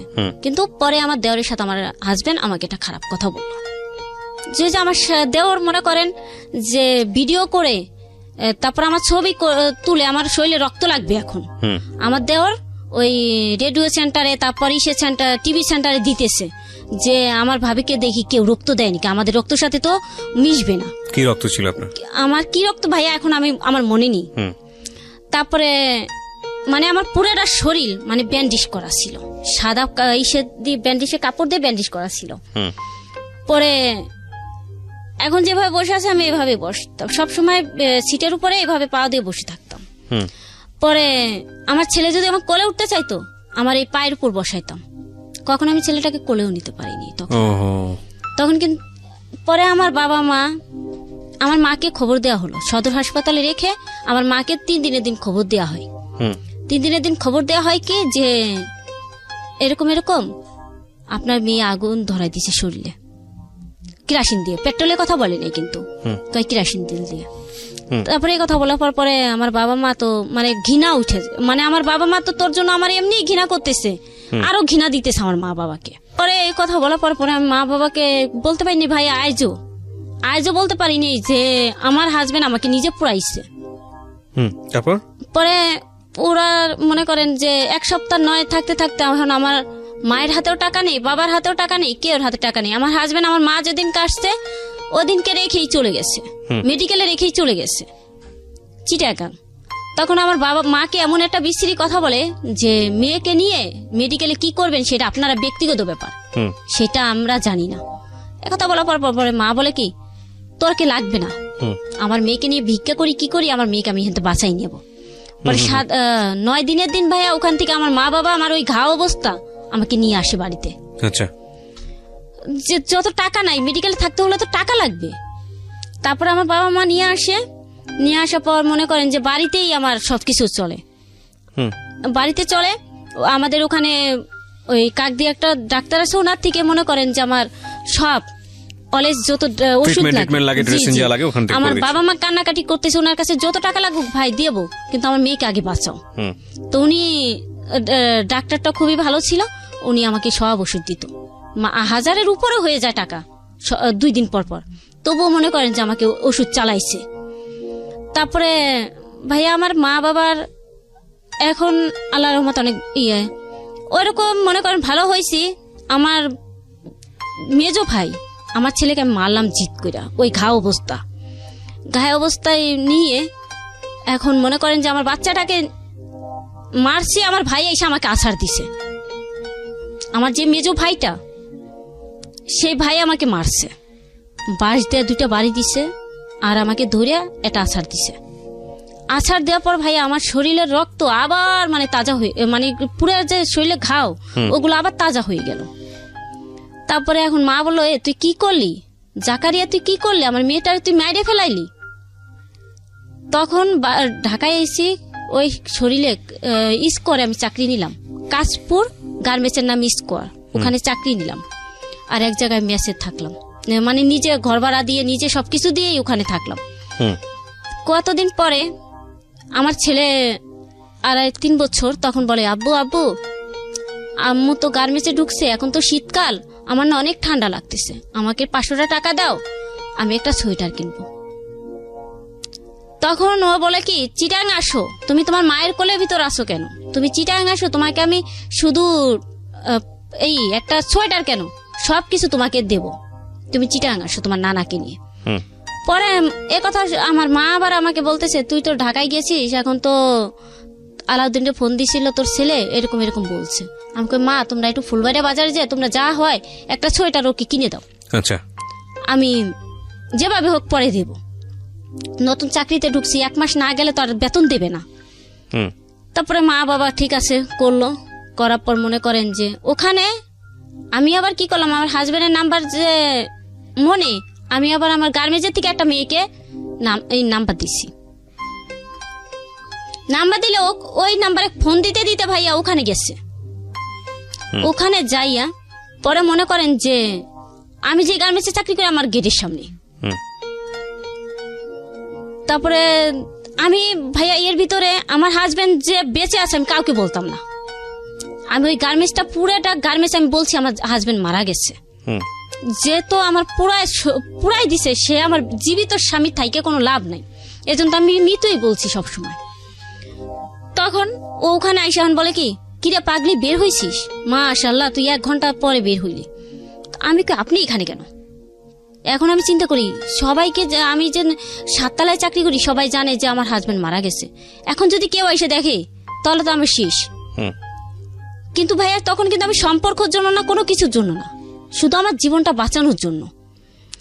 তখন এরকম করছি, ওখানতে আবার আমাকে নিয়ে গেল, পোষাইয়া ওই বাড়িওয়ালারে অনেক কিছু কয়ে আমাকে নিয়ে চলে গেল ওখান থেকে। তারপরে নিয়ে যাইয়া 10 দিন ভালো রইলো ভাইয়া, 15 দিনের দিন আবার মারা শুরু করলো।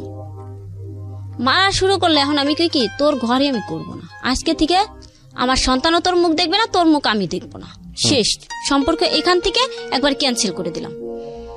তারপরে নিয়ে যাওয়ার পরে মনে করেন যে আমি ওখানতে আবার পলাইয়া আইসি কোথায়, কাশপুরে আসলে তো এখন আমাকে চিনে ফেলবে। তখন ভাই আমি এটা কি বলা যাবে না না যাবে বলতে পারছি না, বলেন দেখি কি। আমি আরেক জায়গায় জড়িত হয়ে গেলাম অন্য কাজে। অন্য কাজ বলতে মানে শারীরিক সম্পর্ক? 2 নম্বরই কাজ বলতে কি ধরনের কাজ? এটা হলো জাল টাকার ব্যবসা। কিরকম, মানে কিভাবে খোঁজ পেলেন আপনি? এটা আমি যে এক জায়গায় মেস থাকতাম কাশপুরে, ওখানে যে ঘরে আমি মেস থাকতাম পাশের ঘরে উনি মানে ওই জাল টাকাটার ব্যবসা করতো, আমি জানতাম না, কিন্তু উনি আমাকে 3000 টাকা প্রতি মাসে খাওয়াইতো। আচ্ছা, আমার কাছ থেকে টাকা নিত, আমাকে খাওয়াইতো, কিন্তু আমি ওদের ঘরে থাকতাম, ওই ব্যাপারে কিছু জানতো না, আমি জানতাম না, উনি আমার সবই জানতো কিন্তু আমি ওনার কিছুই জানতাম না। পরে উনি আবার ওনাদের যে আরেকজন সদস্য একটা ছেলে, সেই ছেলেকে নাম্বারটা দিল। নাম্বারটা দেওয়ার পর মনে করেন ভাইয়া ওই ছেলেটা ফোন দিয়ে সে মনে করেন যে আমাকে ব্যবসা নামাই দিল। আচ্ছা, তারপরে এই ব্যবসাটায় আপনি নামলেন মূলত হচ্ছে আপনার পয়সা রোজগার করার জন্য, পেটের ভাত করার জন্য। হ্যাঁ বলেন। তারপরে এখন মনে কর ভাইয়া আমি ওই ব্যবসায় নামলাম, 1000 টাকা ভাঙাইলে আমার 200 টাকা দেবে, আর 500 টাকা ভাঙাইলে 100 টাকা দেবে। আচ্ছা, এই কথা বলার পরে এখন আমি তো এগুলো বুঝি না, আমাকে মনে করেন যে কাজ করে নিয়ে আমাকে দেখে শুনে তারপরে মনে করেন যে কয় কি ঠিক আছে প্রথম থেকেই শুরু করব তোদের বাড়ির থেকে। তারপর বাড়ি কোন জায়গায়, কয় যে তোদের ওখানে মেলা যেখানে হয় ওখান থেকে। তো ভাইয়া ওই দিনকে আমি 4টা করছিলাম, ওই 500 টাকার নোট 4টা আমি করছি, ভাঙাইছি। ভাঙাইয়া মানে জিনিসপত্র যা হতো তা আবার আমি নিতাম, ওই টাকা 100 পেয়ে যেতাম, ওইরকমই করতাম। করার পর ভাইয়া ওই দিনকে থেকে একটা ছেলেকে আমাকে দিয়ে দিল। ওই যে লোক আমাকে ওখান থেকে নিল, সেই লোক আবার তার বিয়েই সম্পর্ক হয়, তার কাছে আমাকে দিয়ে দিল। এখন আমি বললাম ওর সাথে আমি কেন থাকবো, কয় কি এই টাকা যদি ব্যবসা করো তাহলে এর ভিতরে ভাইয়া আমার বাবা মা চাই টাকা, হুম। এখন মনে করেন টাকা উপার্জন করতে হলে আমার গার্মেন্টসের টাকায় চাকরি আমার হচ্ছে না। আর জামাই তখন কোথায়? জামাই আমার নেই, তখন চলে গেছে। জি। তখন ওই যে আমাকে মারধর করছে পুরার পর একবার নিয়ে, তখন আর আমি তার কাছে যাওয়া আসা কোনো কিছু করি। ছেলে তখন কোথায়? ছেলে আমার কাছে। ছেলে আপনার কাছে, ওকে। আমার বাবা মার কাছে আর কি। তখন বাবা মার কাছে ছেলে, তখন ভাই আমি ওই জাল টাকায় জড়িত হয়ে গেলাম। তা জাল টাকায় জড়িত হওয়ার পর ভাই আমি এখনো আপনাদেরকে কালকে হয়তো আমি বলেছিলাম যে আমি একটা ভয়তে আছি। মনে করেন জড়িত হওয়ার পরে কি করতেন? এখনকার গল্পটা পরে, জড়িত হওয়ার পরে কিভাবে ভাঙাতেন, কি করতেন, এগুলো একটু শুনি। তারপর মানে কয় বছর হলো জড়িত হয়েছেন? জড়িত হয়েছি মাত্র আমি 1.5 বছর করছি। 1.5 বছর। তো কি 1.5 বছরের ভিতরে, হ্যাঁ 1.5 বছরের ভিতরে আমার বাড়ি মানে এই থানায় যাইতাম, ওই থানায় যাইতাম, মানে কোনো মানে পোস্ট অফিসে যাইয়া ভাঙাইতাম, কিন্তু কখনো কোনো বিপদ হয়নি ভাইয়া। কিন্তু ভাঙাতেন কিভাবে, কি করতেন? মানে একটা কাপড় কিনতাম, 50 টাকার কাপড়টা কিনতাম, ওই আরো 50 টাকা থেকে যাও, ওই 50 টাকা আমি রেখে দিতাম। আচ্ছা। আর ওই যে 900 টাকা, 1000 টাকা, 900 টাকা, 900 টাকা তাদের হাতে দিতাম। আচ্ছা। আর আমাদের ভাঙানোর নিয়ম ছিল কিরকম, যে 500 টাকা তুমি 100 টাকার ভিতরে বাজার করবা, আর 100 টাকা যেটা 1000 টাকা সেটা তোমরা 200 টাকার ভিতরে বাজার করবা। মানে ওই 200 টাকা তোমার যে বাজারটা করলো, ওই বাজারটা তোমার হয়ে যাবে, 800 টাকা তুমি ওখানে দিয়ে দিবা। হ্যাঁ, ওনাকে দিয়ে দেবো, কিন্তু ওখান থেকে আবার আমরা 200 টাকা পাবো। ওই যে 800 টাকা, ওখান থেকে আবার আমি রিটার্ন 200 টাকা পাবো। তার মানে 400 টাকা আপনার, 400 টাকা পাবো। আর যে ওই যে 500 টাকা, ওখান থেকে 100 টাকার বাজার করব, আর 100 টাকা আমাকে দেবে, 300 টাকা মালিকের থাকবে। আচ্ছা। ওইরকম করে আমি ভাঙাইলাম। আচ্ছা। ভাঙা পরে মনে হয় ভাইয়া আমি এরকম করতে করতে 1.5 বছরের সময় আমি কেসে পড়ে গেলাম। কিভাবে পড়লেন? আমার বাড়িতে নিয়ে গেল আমার যার সাথে আমি ভাঙা এসছি, যেই ছেলের সাথে, যে ওই ছেলের ওই আমার মালিকের বউ, এই 4 জন আমার বাড়িতে গেছে। তা মনে করেন আমাদের বাড়িতে আবার মনে করেন কি বলবো ভাই, আমাদের মূর্খ আবার কি মুরব্বী বেশি বাজারের ভিতরে, ওখানে হয় বেশি। তা আমরা 2 সপ্তাহ পর পরই বাড়িতে যাইতাম আমাদের বাড়িতে, কিন্তু আমার এই বাড়িতে যাওয়া সবাই চোখে পড়ে গেল। এত তাড়াতাড়ি বাড়ি আসে কেন? জি। সবাই বলে কি ব্যাপার। আবার এর ভিতরে মনে করেন আমি 15,000 টাকা ডাইনে ফেলে রাখছি। 15,000 কিরকম, আমি একটা জায়গা রাখছি বন্দুক হিসেবে। তারপরে এখনো কিন্তু ওই টাকাটা আমি ভাঙিনি, আমার বাবা মা কাছে এখনো আছে। তারপরে এখন ওরকম টাকা এরকম করে করে এখন আমার নানাদের মামাদের চোখে পড়ে গেলাম যে কি ব্যাপার, ও এখন বাড়িতে আসে এত কিছু করে, টাকা পায়, আবার ভাই আমি বিকাশ খুলছিলাম, বিকাশের ভিতরে আমি টাকা সব জমায় রাখতাম। তারপরে আমাদের বাড়িতে এরকম যাইতে যাইতে গেছে বছর কুরবানি ঈদে আমি বাড়িতে 1 বাজারে 2 বার গেছি 1 সপ্তাহে।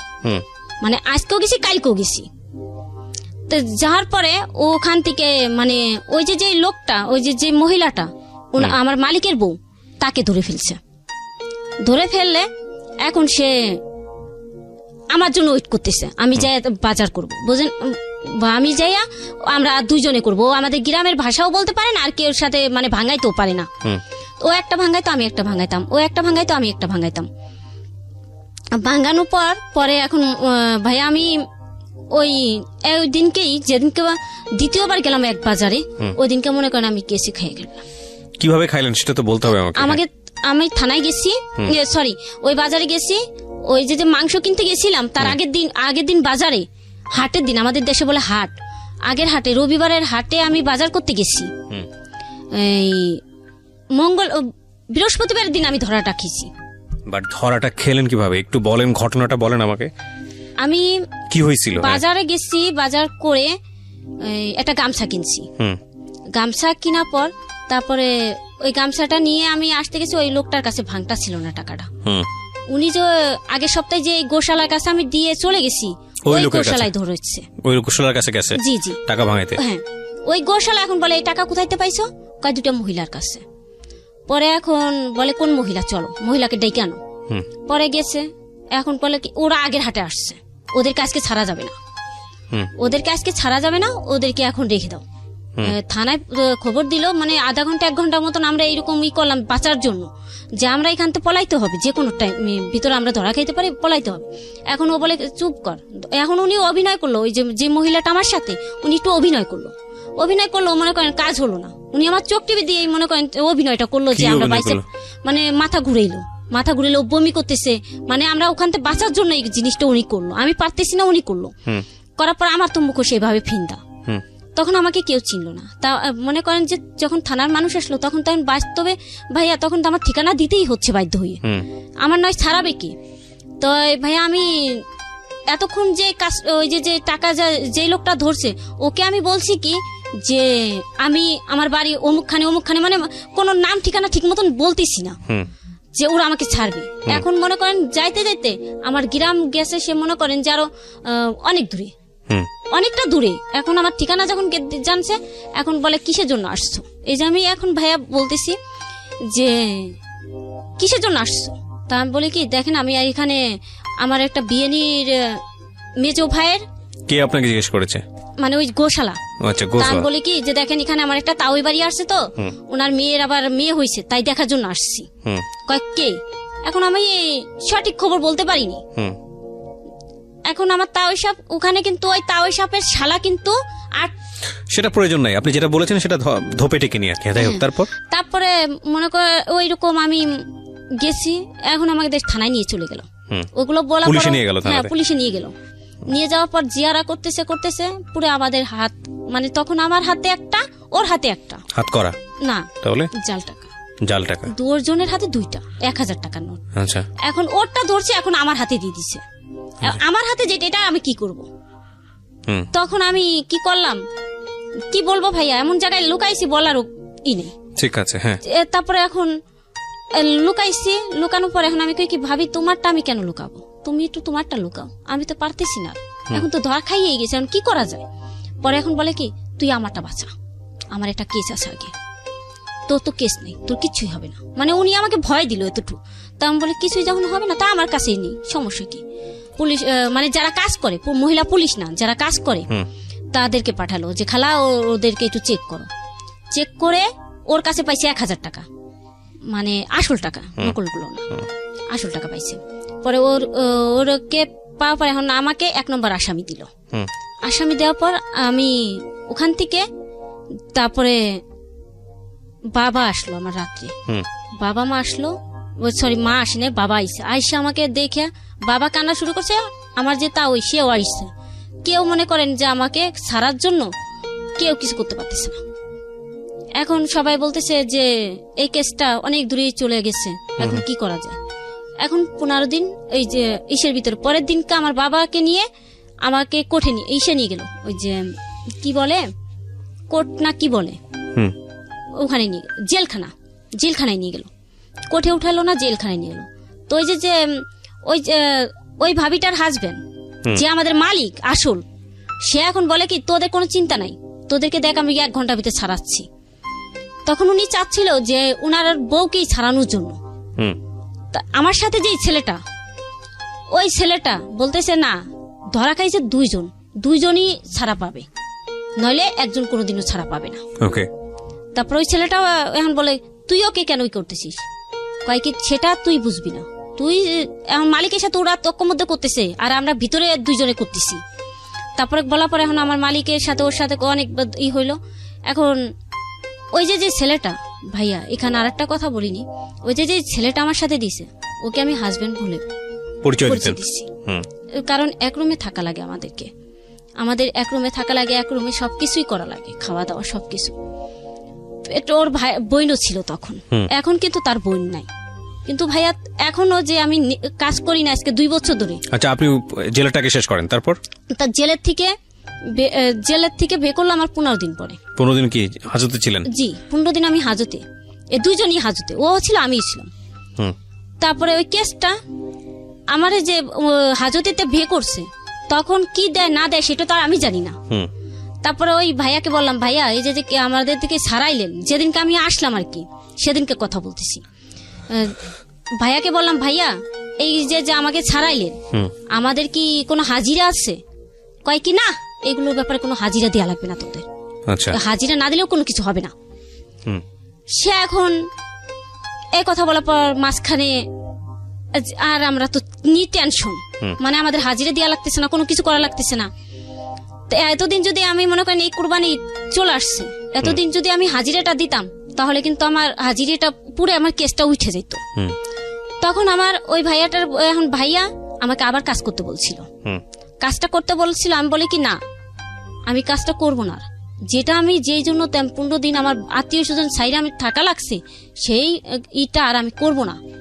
তখন থেকে আমি বাসাবাড়ি কাজ নিই ভাইয়া, আবার বাসাবাড়ি কাজ নিই। কাজ করতে করতে তারপরে মনে করেন আবার আমি ভালোই এখন টেনশন একটা দোকানেও যা লাগে না, ভাঙাচোরা কোনো কিছু করা লাগে না, একটা ভয়ও থাকে না। তা আমি মেসে রান্না করতাম, 3টা মেস রান্না করতাম, 9,000 টাকা পেয়ে যেতাম। আর 2টা বাসায় কাজ করতাম, তাহলে 11,000 টাকা এমনি উঠে যেত। তা ভাই আমি ওইরকম কাজ করতে করতে এই যে ছেলেটা যার সাথে বর্তমানে আমি আছি, যে হাজবেন্ড বলে আমি বললাম, সে তো আসলে বিয়ে শাদী করেনি। সে এখন ওর বোনকে আমি বললাম যে আমি তো এখন জাল টাকার ব্যবসা করি না, তো আপনার ভাইকে আপনি নিয়ে যান, আপনার ভাইটাকে আমাকে মারতেছে। দেখেন ভাই, আমি এক জায়গাতে মায়ের খাইতে খাইতে আমি এরকম হয়ে গেছি। এখন ও মানে এই যে আজকে আমি আসছি ভাইয়া, আজ আমাকে মারবে যাওয়ার পরে। মানে বিষয়টা হচ্ছে আপনার সে এখন অলিখিত হাজবেন্ড। জি, এখন আমাকে যতক্ষণে মানে ওর কথা মতন না চললে আমাকে মারধর করে। আচ্ছা, তো এই যে সিক্রেটস আপনি আজকে এখানে এসে যেটা বললেন, আপনার জীবনে যে ভুলটা বা অপরাধটা যেটাতে আপনি বাধ্য হয়েছেন, এই কথাগুলো যে বললেন, এটা কেন বললেন আজকে রেডিওতে? আমি আজকে বলেছি যে আজকে আমার কথাগুলো শোনা হয়তো অনেকজনই শুনবে, হাজার হাজার লোকেও শুনবে। তারপরে মনে করেন যে আমি যে জিনিসটা করছি, অন্য কোনো মার সন্তানরা জানি এই কাজটা না করে কখনো। কোনটা? যে আমি এই যে জাল টাকার ব্যবসা করছি, আমি অত্যাচার খাইয়া যে আমার স্বামীর সংসারে পড়ে রয়েছিলাম, আবার মনে করেন যার সাথে আমার বিয়ে হয়নি তাকেও আমি স্বামী বলে পরিচয় দিচ্ছি। মানে আমি 2 কুল, মানে একটা নৌকা যে 2 কুলের ভিতরে। দেখেন, আপনি তো নীলা, রাইট? নীলা, আপনি আপনার ভুলটা বুঝতে পেরেছেন, সেটা ঠিক আছে, কিন্তু আমাদের জায়গা থেকে না, আমাদের যেটা আমরা বলার, আমি রেডিও লিসনারদেরকে উদ্দেশ্য করেই বলি, নীলা খুবই প্রান্তিক পর্যায়ের একজন মানুষ, খুবই গ্রাসরুট পিপল। আপনারা জানেন যে একেবারে মার্জিনাল লেভেলের, যদি বলি, দিন এনে দিন খাওয়া, দিন মজুর, শিক্ষা নেই। শিক্ষা বলবো না আমি, শিক্ষা তো সব মানুষই সমাজে বসবাস করলে শিখে, সে অর্থে শিক্ষা না, একাডেমিক শিক্ষা নেই।